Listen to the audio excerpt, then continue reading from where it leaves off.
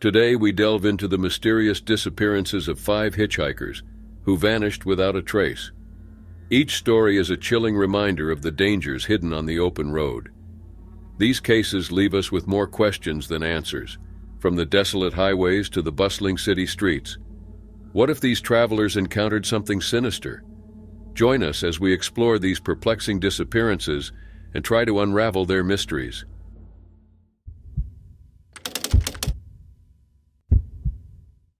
Janine Vaughn, a vibrant 31-year-old woman from Bathurst, New South Wales, led a life of laughter and adventure. Born and raised in the tight-knit community of Bathurst, Janine was known for her outgoing personality and love of sports.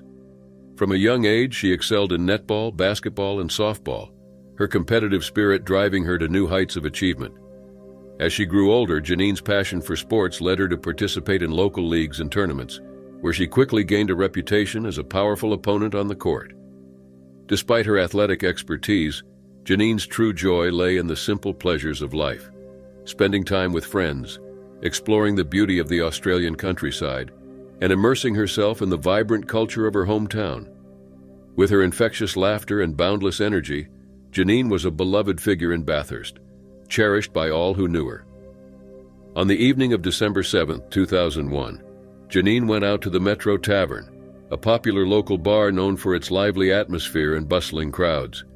Accompanied by friends, she embraced the spirit of the night, her laughter mingling with the sounds of music and conversation that filled the air. As the hours passed and the night grew late, Janine found herself drawn to the promise of adventure that awaited her outside the confines of the tavern. It was shortly before 4 a.m. when Janine stepped out into the cool night air, her senses heightened by the thrill of the unknown.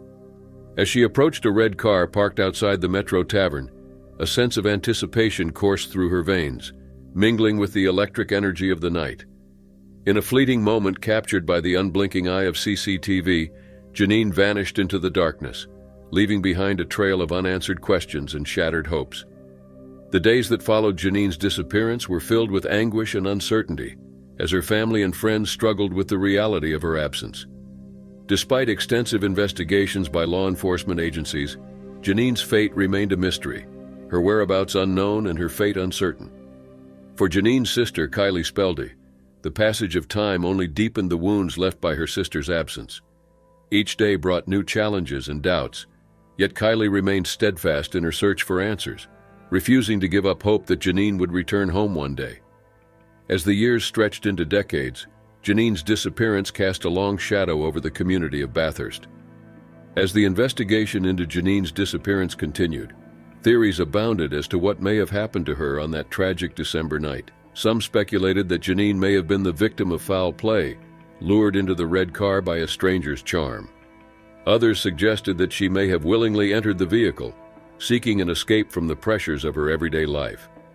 In March 2019, a glimmer of hope emerged as authorities announced a $1 million reward for information leading to Janine's whereabouts. However, as the years stretched on and the trail grew colder, the truth remained a mystery, forever out of reach for those left behind to mourn.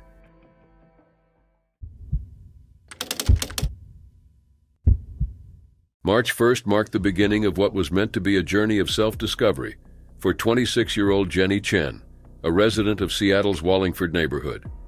With a backpack slung over her shoulders and a sense of anticipation in her heart, she set off on a 2-month expedition through the vibrant landscapes of Mexico. For Jenny, this trip was not just an escape from the monotony of daily life. It was a chance to explore new horizons, embrace the unknown, and find herself amidst the chaos of unfamiliar surroundings. Born in China, Jenny had always had an adventurous spirit and a thirst for exploring and transcending borders and boundaries. This innate curiosity drew her to Seattle, where she had found solace in the city's eclectic blend of cultures and communities. But as she stood on the threshold of her latest adventure, Jenny knew she was going on a journey unlike any other, a trip that would test her courage, resilience, and faith in the unknown. For Jenny's husband, Jonathan Reinhardt, the decision to let his wife go on this solo expedition was not easy. As he watched her board the plane bound for Mexico, he couldn't shake the feeling of unease that gnawed at his insides. But he knew that Jenny needed this trip and the chance to spread her wings and fly, even if it meant facing dangers beyond home safety. The first few weeks of Jenny's trip passed without incident as she traveled through the bustling streets of Mexico City and wandered at the different tourist spots present there. Her social media posts were filled with snapshots of her adventures, each capturing a moment of exhilaration and wonder. But as she went further south into Oaxaca, the tone of her updates began to change.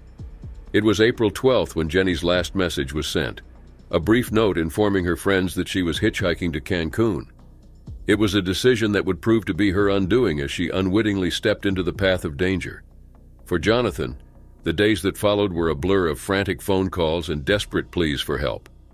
He contacted government agencies and local authorities, begging for help locating his wife. But his efforts were met with indifference and apathy, as bureaucratic red tape and jurisdictional disputes hampered his attempts to find answers. When Jonathan hired a private investigator, he uncovered the truth behind Jenny's disappearance. Through tireless investigation, they traced her route from Oaxaca to Juchitán, where eyewitnesses reported seeing her hitchhiking by the side of the road. And then a discovery was made. A witness came forward with information about a Corona beer truck that had stopped to offer Jenny a ride. But as Jonathan delved deeper into the mystery, he found himself confronted with more questions than answers. Who was the driver of the truck? And what had become of Jenny after she climbed inside? As the days passed, Jonathan refused to give up hope. He continued pressuring forward, rallying friends, family, and strangers' support. Through social media campaigns and fundraising efforts, he sought to amplify his voice, to demand justice for his wife and closure for those who loved her. But amidst the chaos and uncertainty, one question loomed in Jonathan's mind. What if Jenny was never found? What if she had disappeared without a trace, lost to the vast expanse of Mexico's rugged terrain? The thought was unbearable for Jonathan, a nightmare he could not escape. And so he clung to the hope that Jenny Chen was waiting to be found somewhere out there amidst the chaos and confusion. Until that day, he would never stop searching for or fighting for the truth. Ultimately, it was the only thing that mattered, the only thing that could bring him peace in the face of uncertainty and despair.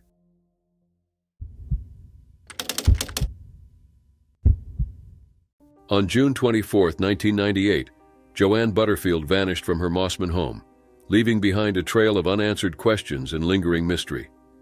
At 37 years old, Joanne was a woman with a plan, or so it seemed. With her vibrant auburn hair and piercing blue eyes, she embarked on a journey that would ultimately confound investigators for decades. At around 9 a.m. that day, Joanne was last seen by her loved ones, her presence filled with anticipation for adventure as she prepared to hitchhike south. A free spirit by nature, she had shared her intentions with friends, igniting a glimmer of concern among those who knew her best. Little did they know, this would be the last time they'd see her radiant smile or hear her laughter. As the days passed by, the mystery deepened. Joanne's aspects, including her cherished Tweety bird tattoo adorning her chest and a bluebird tattoo on her shoulder, became ominous clues in a puzzle with no clear solution. Her belongings were discovered in disparate locations, scattered like breadcrumbs along an uncertain path. 3 days after her disappearance, Joanne's possessions were found near a lookout. The discovery shocked the community, raising more questions than answers about what truly happened to the vibrant woman with dreams of distant horizons. In a twist that only added to the mystery surrounding her disappearance, an envelope containing Joanne's Medicare card, bank cards, and personal documents arrived at her Mossman home days later, delivered anonymously as if to taunt those desperately seeking answers. Despite exhaustive efforts by law enforcement, Joanne's fate remained shrouded in mystery. The passage of time did little to lessen the burning desire for closure for her family and a community haunted by the unresolved tragedy. 2 decades later, hope flickered anew as fresh leads reignited the investigation into Joanne's disappearance. Acting Inspector Kevin Goen spearheaded the renewed efforts, spurred by recent tip-offs that breathed new life into a case long considered cold. An investigation in 2014 provided little solace, suggesting the chilling possibility that Joanne met her demise at the hands of unknown assailants. With each passing day, the urgency to reveal the truth intensified. Detectives combed through old leads with renewed vigor, spotlighting 2 individuals who may be vital to unlocking the secrets of Joanne's final moments. Their search for justice led them back to the streets of Mossman, where memories of Joanne lingered. The investigation pressed forward, and despite the passage of years, the hope for closure burned unwaveringly bright, fueled by the steadfast determination of a son who refused to let his mother's memory fade into obscurity. For Thorne Niker, Joanne's disappearance was more than just a cold case. It was a personal search for truth in a world shrouded in shadows. With each step he took, he honored his mother's memory. The road ahead was fraught with challenges, but Thorne remained undeterred, driven by a sense of purpose transcending time and space. As he went on a trip to know the truth about what happened to his beloved mother, he carried with him the hopes and dreams of a family torn by the cruel hand of fate. What if Joanne's disappearance was not an act of random chance, but a carefully orchestrated plot conceived by people with sinister intentions? Only time would tell as the wheels of justice turned slowly, inexorably, toward a hidden truth waiting to be brought into the light.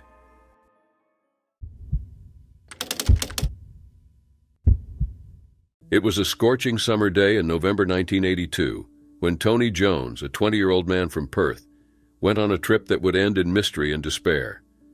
With a backpack slung over his shoulder and hope in his heart, Tony set out to hitchhike from Townsville to Mount Isa, a remote stretch of road known for its desolation and eerie reputation. Tony's decision to hitchhike was not uncommon for a young man seeking adventure and independence. He had been on the road for months, exploring the vast area of Australia's outback, fueled by a sense of wanderlust and a desire to see the world. But little did he know that this trip would be his last. As Tony made his way along the lonely Flinders Highway, he relied on the kindness of strangers to carry him forward. He had called his family from a public phone box on the outskirts of Townsville, reassuring them that he would soon be reunited with his older brother Tim in Mount Isa. However, as the hours passed and Tony failed to arrive, his family's concern grew into panic. Weeks passed, and still there was no sign of Tony. His bank account remained untouched, his belongings untouched, his whereabouts unknown. The vastness of the Australian outback seemed to swallow him whole, leaving only questions and sorrow behind. For decades, Tony's disappearance has haunted his family and baffled investigators. Countless theories have been proposed, from encounters with notorious serial killers to violent confrontations with local thugs. However, amidst the speculation and conjecture, one thing remains clear. Tony Jones vanished without a trace. The circumstances surrounding Tony's disappearance are shrouded in mystery, but piecing together the fragments of his final days offers some insight into the events that may have led to his untimely demise. Tony had only returned to Townsville for a quick pub meal before continuing his trip. He had been hitchhiking around Australia on a 6-month working holiday, and his journey was nearing its end. From Townsville, he planned to hike 90 minutes to Charters Towers, where he intended to spend the night before meeting up with his brother Tim in Mount Isa. But fate had other plans for Tony Jones. As Tony set foot towards Charters Towers, he crossed paths with an older man at the Rising Sun Hotel in Townsville. The man had offered Tony a ride earlier in the day, and the two talked over a meal at the pub. They shared their plans for the journey ahead, with Tony eagerly anticipating his reunion with his brother in Mount Isa. Little did he know that this chance encounter would be his last. Witnesses recalled seeing Tony and the older man leaving the pub together. It was the last time anyone would see Tony Jones alive. The weeks that followed Tony's disappearance were fraught with anguish and uncertainty for his family. They tirelessly lobbied for investigations to continue, refusing to let his memory fade into obscurity. But despite their efforts, Tony's fate remained a mystery. In 2002, an inquest ruled that Tony had likely met a violent end, but failed to identify any suspects.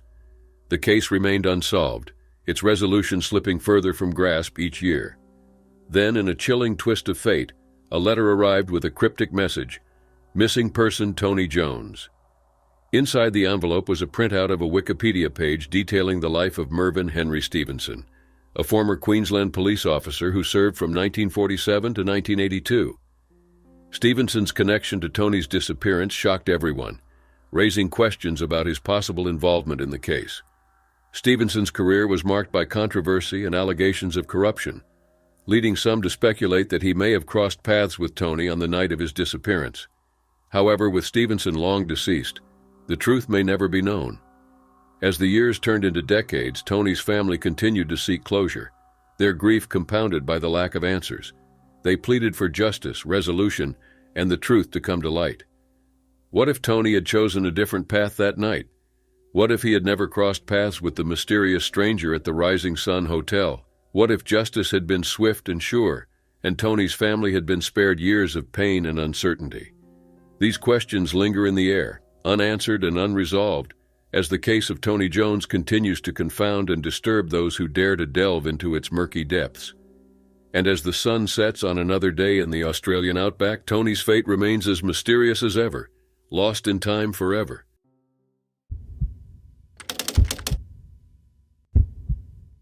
It was a simple autumn day in September 2005, when Tamara Lynn Chipman, a spirited 22-year-old mother from the Wet'suwet'en Nation, vanished without a trace. Tamara, known for her enthusiastic personality and thick curly hair, had spent her childhood in the coastal town of Prince Rupert, British Columbia. Her love for adventure and her close-knit family ties defined her existence until that day when she went on a trip that would lead to her mysterious disappearance. A series of challenges and triumphs marked Tamara's life. Raised in a close family, she spent much of her youth in the company of her beloved grandfather, Jack, a skilled mechanic. Her parents' separation led her to shuttle between Prince Rupert and Terrace, where she formed a bond with her aunt, Gladys Raddick. Despite the difficulties of being a young single mother to her son Jaden, Tamara maintained her feisty spirit, always ready to face life head-on. In the weeks following her disappearance, Tamara found herself in Prince Rupert, her car awaiting repairs in Terrace. On September 21, 2005, she was seen hitchhiking along the outskirts of the town, her destination set for Terrace. It was a standard mode of transportation for Tamara, a way to navigate the long distances between her two homes. Little did anyone know that this routine trip would be her last. Months passed before Tamara's absence was noticed. Her father, Tom Chipman, a commercial fisherman, became alarmed when his attempts to reach her went unanswered. It was not until early November that the tragic reality set in. Tamara was missing. With a heavy heart, Tom reported his daughter's disappearance to the Royal Canadian Mounted Police, RCMP, setting off a chain of events that would leave a community in shock and a family in pain. The search for Tamara was exhaustive, spanning the rugged terrain along Highway 16, known ominously as the Highway of Tears. Volunteers searched the countryside while Tom walked the highway, desperate for any sign of his daughter. Despite these efforts, Tamara remained hidden. Over time, tantalizing clues emerged, hinting at the tragic fate that happened to Tamara. Witnesses came forward recounting a chilling encounter with Tamara and 3 individuals who offered her a ride. According to their testimony, a heated argument ensued, leading to a violent argument that claimed Tamara's life. Her body, they claimed, was disposed of in a remote forest, forever concealing the truth of her demise. The RCMP, tasked with unraveling the web of lies and deceit surrounding Tamara's disappearance, launched a dedicated task force named EPANA. Their mission, to investigate the string of unsolved murders along Highway 16, including Tamara's case. Despite their best efforts, the truth remained a mystery, leaving Tamara's family to grapple with the unanswered questions that haunted them. Tamara's disappearance cast a spotlight on the plight of Indigenous women along the Highway of Tears, a lonely stretch of road where dozens have vanished without a trace. Gladys Raddick, Tamara's aunt, became a tireless advocate for justice, organizing annual walks along the highway to honor the memory of her niece and raise awareness of the ongoing crisis. For Tamara's family, the pain of her absence lingers like an unending nightmare. Her son Jaden, now a young man, carries the burden of his mother's disappearance, haunted by the void left in her wake. Tom Chipman, still reeling from the loss of his daughter, finds peace in the memories they shared, a bittersweet reminder of a life cut short. The search for answers continues as the years pass, fueled by the hope that the truth will come to light one day. Tamara's story serves as one of the many examples of the injustices faced by Indigenous women, their voices silenced by a system that has failed them time and again. In the heartache and sorrow that envelops them, Tamara's family finds strength in each other, united in their search for justice. Tamara Chipman may be gone, but her spirit lives on in the hearts of those who loved her. But as the days turn into weeks and months, the mystery of Tamara's disappearance remains unsolved, leaving her family to wonder, what if justice is never served? What if Tamara's story becomes just another tragic case in the ongoing stretch of Indigenous women lost to the Highway of Tears?